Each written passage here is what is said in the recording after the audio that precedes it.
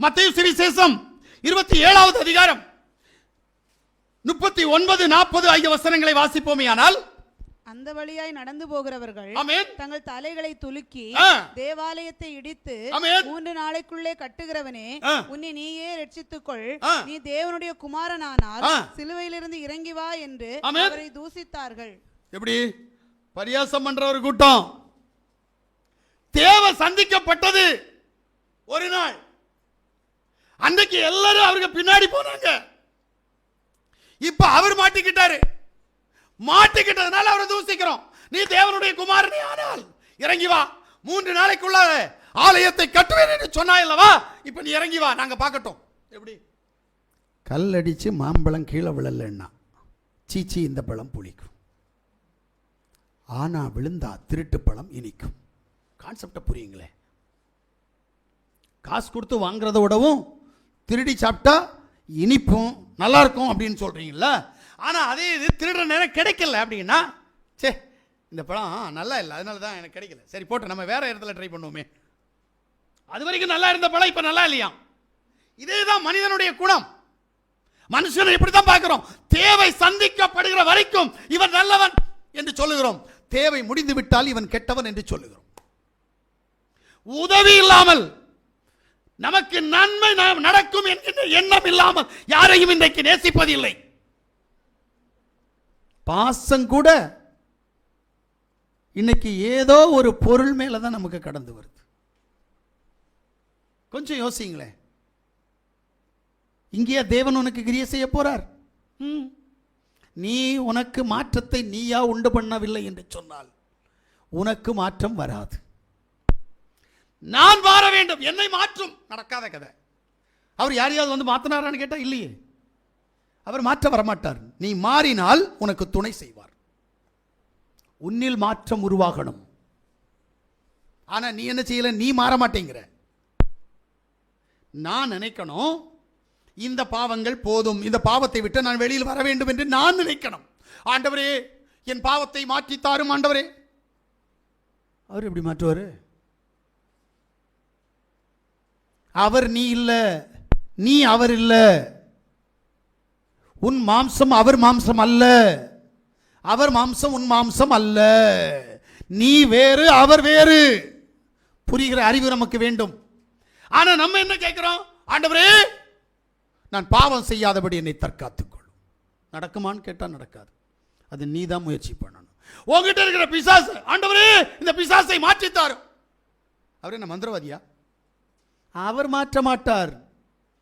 நீ மாற்றுவதற்காக முதல்ல பிசாசுனுடைய கிரியைகளை விட வேண்டும். விட்டு மனம் திரும்பினால் பிசாசு உன்னை கண்டே பயந்து ஓடும்.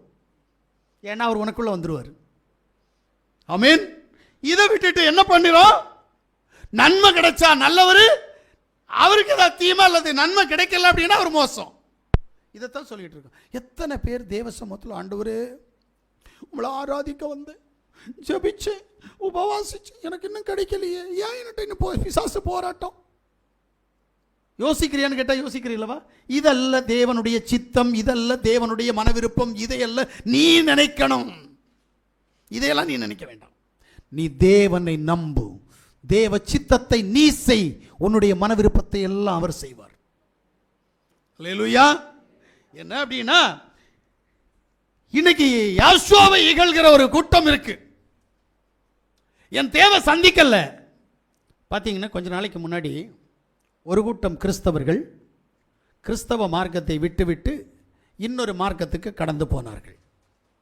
அதற்காக ஒரு அதிகாரி ஒருவர் அந்த ஜனங்களுடைய காலை கழுகி தன்னுடைய பூர்வீக மார்க்கத்துக்குள் அவர்களை ஏற்றுக்கொண்டார்கள் என்று சொல்லி பத்திரிகையிலும் டிவியிலும் வந்த செய்தியை நான் பார்த்தேன்.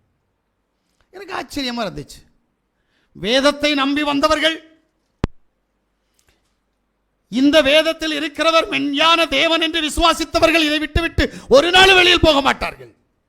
ஆனால் ஒரு கூட்டம் போயிருக்கிறது அல்லவா? போனவர்களிடத்தில் அவர்கள் என்ன செய்தார்கள் என்பது வித்தியாசமான காரியம்.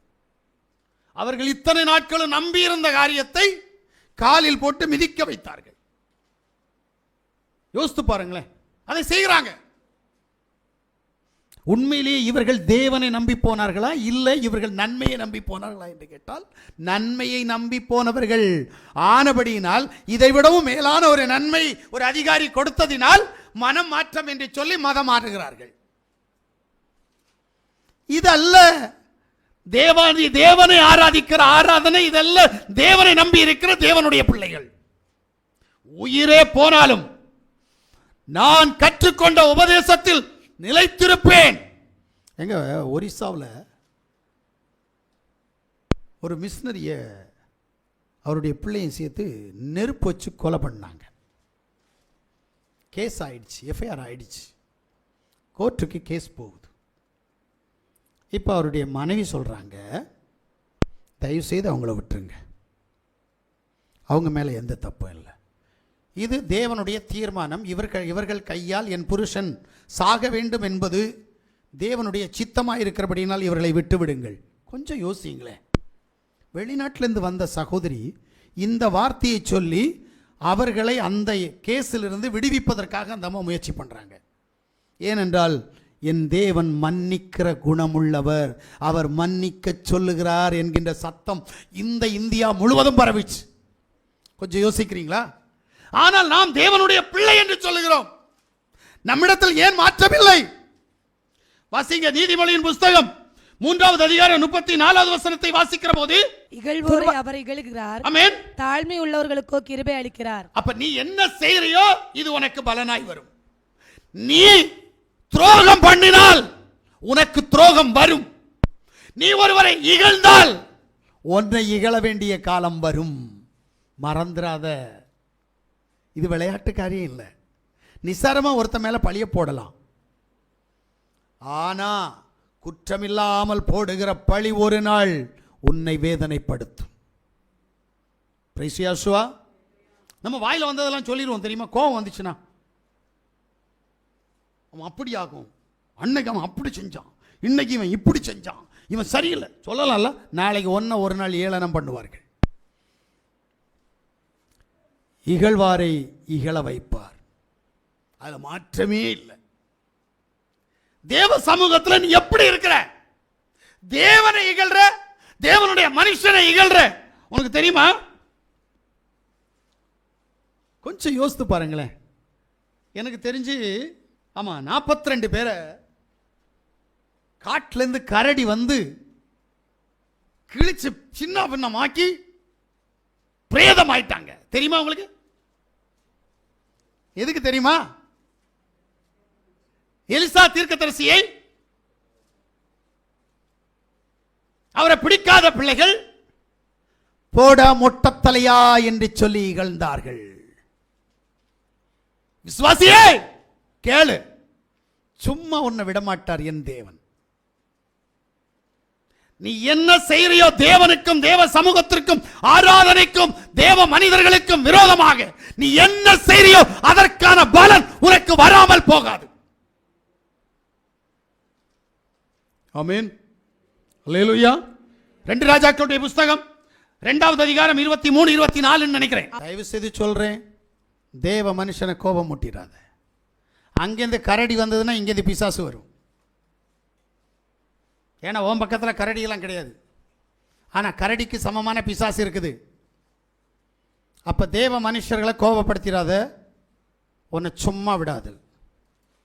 நீ யாரா வேணாலும் இரு, தேவனுக்கு நீ பொருட்டில்லை, அது முதல்ல புரியணும். அவருக்கு பொருட்டானது அவருடைய தேவ மனுஷர்கள் மட்டுமே. ஏன்னா அவர் கண்மணி போல் பாதுகாக்கிறது அவருடைய தேவ மனுஷர்களை. நட்சத்திரங்களுக்கு சமமாக வைத்திருக்கிறது தேவ மனுஷர்களை.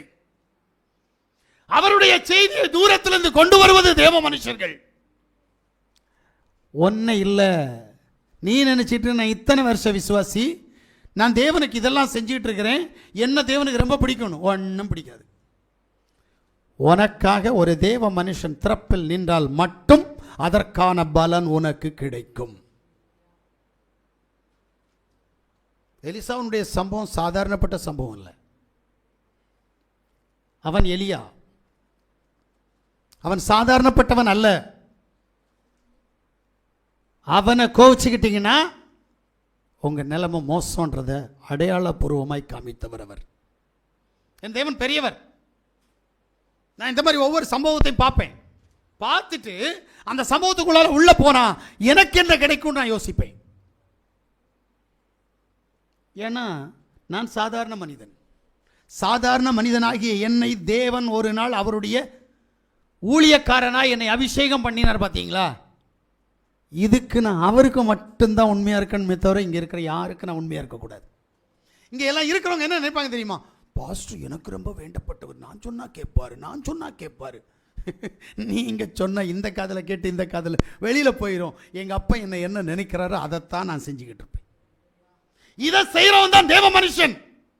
பணம் உள்ளவனுக்கு, ஆஸ்தி உள்ளவனுக்கு, அந்தஸ்து உள்ளவனுக்கு, பேர் உள்ளவனுக்கு, புகழ் உள்ளவனுக்கு ஜால்ரா அடிக்கிறவன் தேவ சமூகத்தில் ஊழியக்காரனாக நிற்க முடியாது.